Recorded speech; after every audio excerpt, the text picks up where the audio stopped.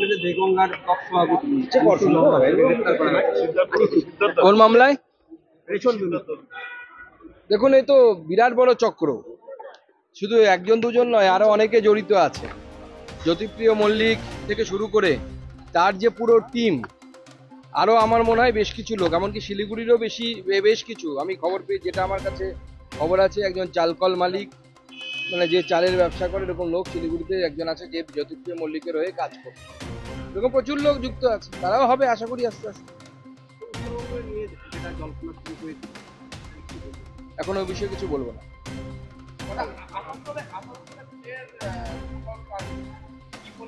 দেখুন, এখন গোটা রাজ্যে ব্যবসা বাণিজ্য তো কিছু নেই, চাকরি বাকরিও নেই, শিল্পও নেই। এটাই এখন শিল্প হচ্ছে। একসময় আমরা অপহরণ সিনেমা দেখেছিলাম, বিহার নিয়ে তৈরি হয়েছিল। এবার এখানে বাংলায় হয়তো অপহরণ সিনেমা তৈরি হবে। বাংলার যা পরিস্থিতি, কলকাতাতে শুট আউট চলছে, টাকা কেন দিচ্ছে না? রেস্তোরাঁ মালিক টাকা দেয়নি, তাই তার কানের পাশ দিয়ে গুলি চলে গেল। আসানসোলে হচ্ছে, দুদিন পর পশ্চিমবঙ্গের সব জায়গাতে হবে। আপনি টাকা দিন, টাকা দিলে পরে আপনি বাঁচবেন, না হলে আপনার কানের পাশ দিয়ে গুলি যাবে। Some BJP leaders are saying that Adit Chaudhary is welcome to BJP. Your take?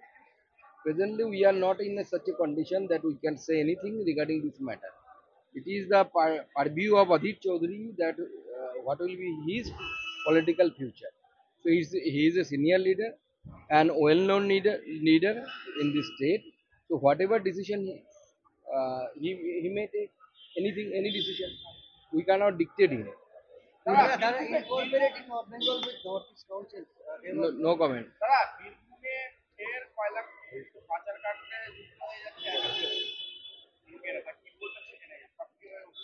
দেখুন, তৃণমূল পয়সা কয়েন ছাড়া থাকতে পারবে না।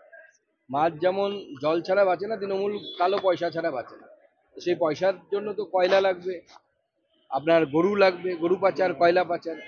আমাদের আজকে এখানে কর্পোরেশনের ডেপুটেশন আছে, ঘেরাও আছে, আমাদের জেলা সভাপতির নেতৃত্বে করবে।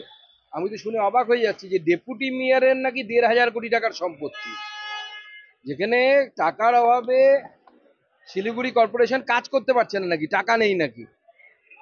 ডেপুটি মেয়রের 1,500 কোটি টাকার সম্পত্তি হয় কি করে? মানে শিলিগুড়িতে কি এরকম কোনো শিল্প আছে যে শিল্পের মালিকের 1,500 কোটি টাকা থাকতে পারে?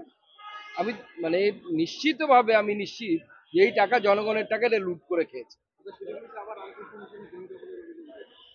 এগুলো তো রামকৃষ্ণ মিশন, ভারত সেবাশ্রমের সঙ্গে থেকে মুখ্যমন্ত্রী গালি দিচ্ছে, তো স্বাভাবিকভাবে তৃণমূল কংগ্রেসের নেতারা তারা তো চেষ্টা করবেই।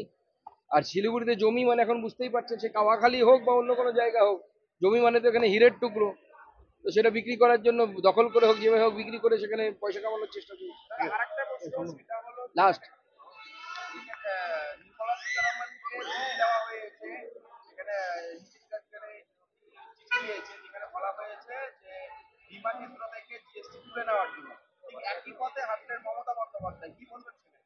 দেখুন, জিএসটি কোথায় থাকবে, অর্থাৎ কোন জিনিসের উপরে জিএসটি লাগবে কি লাগবে না, সেটা কিন্তু ঠিক হয় হচ্ছে জিএসটি কাউন্সিলে।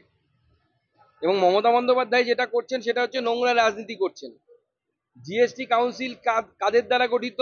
সমস্ত রাজ্যের অর্থমন্ত্রী এবং মুখ্যমন্ত্রীরা জিএসটি কাউন্সিলের সদস্য।